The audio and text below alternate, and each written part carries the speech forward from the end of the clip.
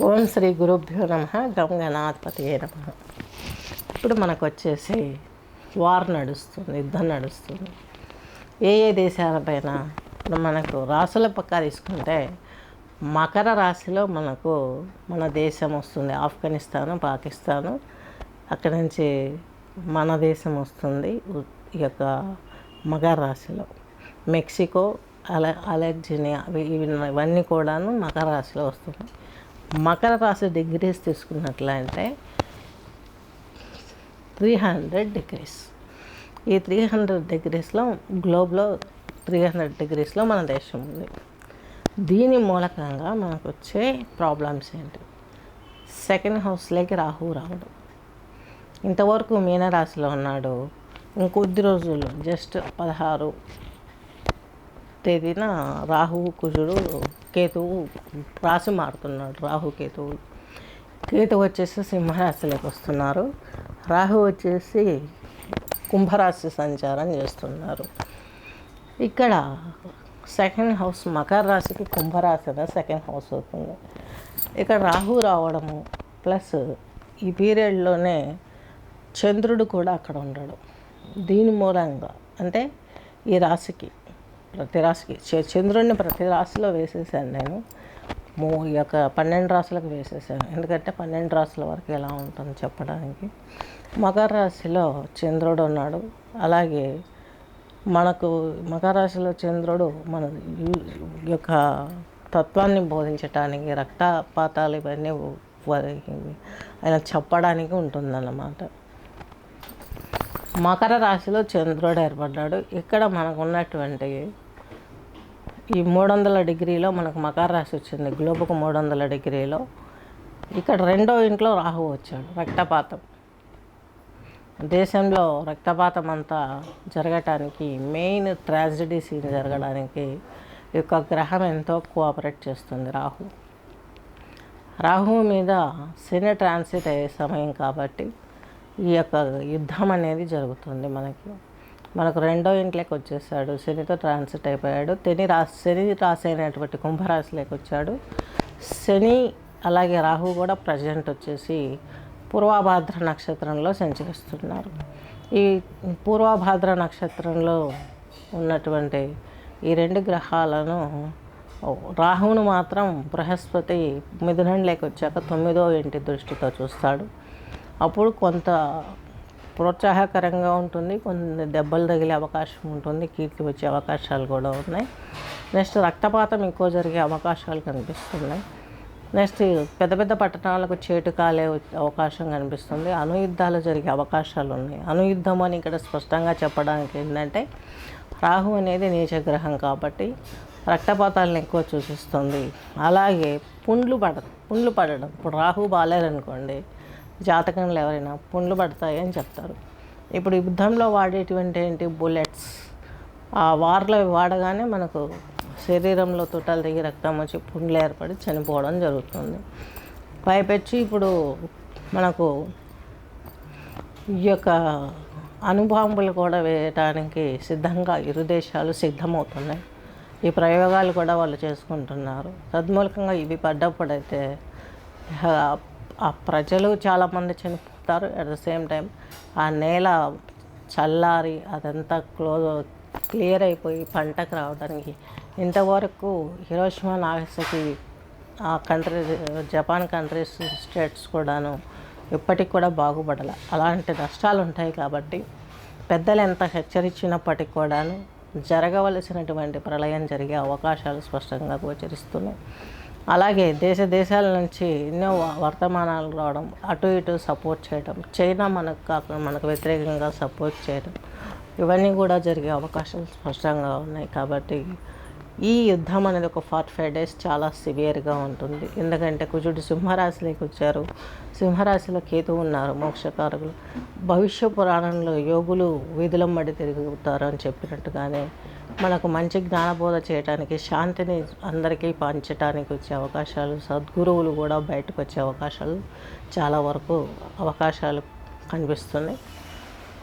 అలాగే ఈ అణుదాడులు వేసుకున్నప్పుడు కంట్రీస్ మీదనే కాకుండా ప్రజల మీదనే కాకుండా పర్టికులర్ అన్ని ప్రాంతాలను కవర్ చేస్తుంది. కాబట్టి హిమాలయాస్ సైడ్ కూడాను ఇప్పుడు ఢిల్లీ మీద వేస్తే ఈ యొక్క హిమాలయాస్ సైడ్ కూడా చాలా వరకు ఆ మంచంతా కరిగిపోయి అగ్నిపర్వతాలు బద్దలయ్యి ఆ లావాకు కూడాను చాలామంది మన దేశంతో పాటుగాను అటు చైనా కావచ్చు, ఇటు పాకిస్తాన్ కావచ్చు, ఇవి కూడా ఆ పరిస్థితుల్ని అతివేడిమి యొక్క లావాలో కొట్టుకొని పోయి చనిపోయే అవకాశాలు ఉన్నాయి.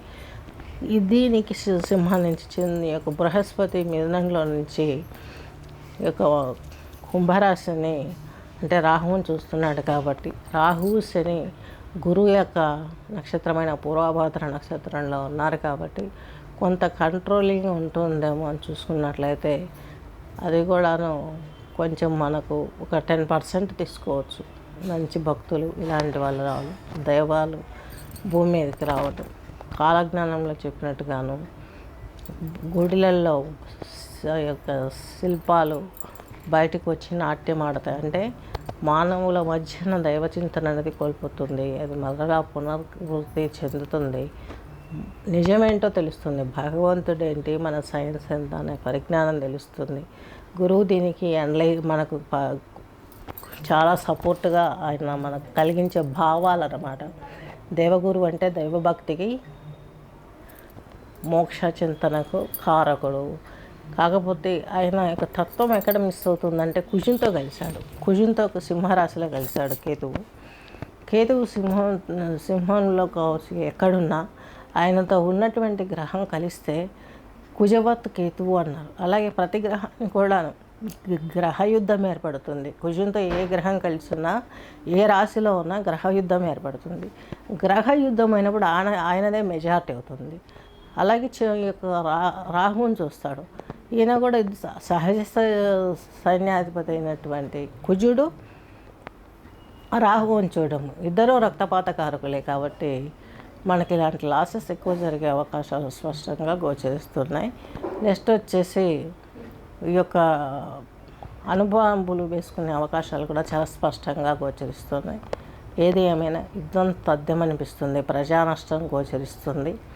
అతి కరువులు కనిపించే అవకాశాలు కనిపిస్తున్నాయి. ఎక్కువగాను తిండికి బట్టకి ఉండటానికి నివాసానికి కూడా మనకు ఏమీ లేకుండా చాలా క్రూయల్ డేస్, అంటే చాలా పైచాచకమైనటువంటి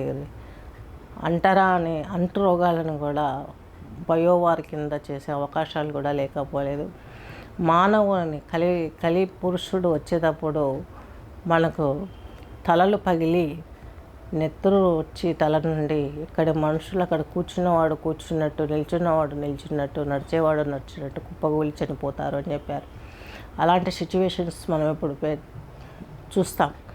ఎందుకంటే అనుదాడి చేసినప్పుడు అందరూ కూడాను నిద్రలో ఉన్న వాళ్ళు నిద్రలో చనిపోతారు. కాబట్టి ఆ ప్రాంతాలే లేచిపోతాయి. కాబట్టి అలాంటి అవకాశాలు స్పష్టంగా చేకూర్చడానికి ఇటు సింహంలో ఉన్న కుజుడు, అటు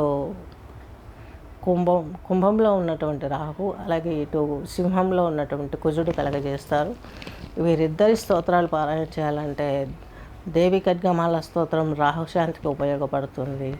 అలాగే నెక్స్ట్ వచ్చేసి మనకు కుజునికి వచ్చేసి సుబ్రహ్మణ్య అష్టకం పూజలు చేసుకోవడం, నవగ్రహాలలో రాహుకేతువులకు పూజలు నిర్వర్తించుకోవడం, రాహువుకి వచ్చేసి దుర్గామాత పనిచేస్తుందని చెప్పుకున్నాము, దేవి ఖడ్గమాల సూత్రం. కేతువుకి వచ్చేసి వినాయకుడిని, ఈ యొక్క సూర్యనారాయణమూర్తి పూజలు చేసుకున్నట్లయితే చాలా వరకు మంచి జరుగుతుంది. కుజునికి సుబ్రహ్మణ్య ఆరాధన చేయండి, లేదా లక్ష్మీ నరసింహ ఆరాధన చేసుకోండి. ఇప్పటికైనా కళ్ళు తెరిచి దైవాన్ని పాదాలు చేరుకుంటే మనకి ఇటల్లో నుంచి బయటపడే అవకాశాలు స్పష్టంగా ఉన్నాయి. ఆర్థిక మాంద్యాలు వచ్చి కుదేలయ్యే అవకాశాలు ఉన్నాయి. దొంగతనాలు 14 పట్టణాలు ఏకకాలంలో దోపిడీ చేస్తారన్నారు.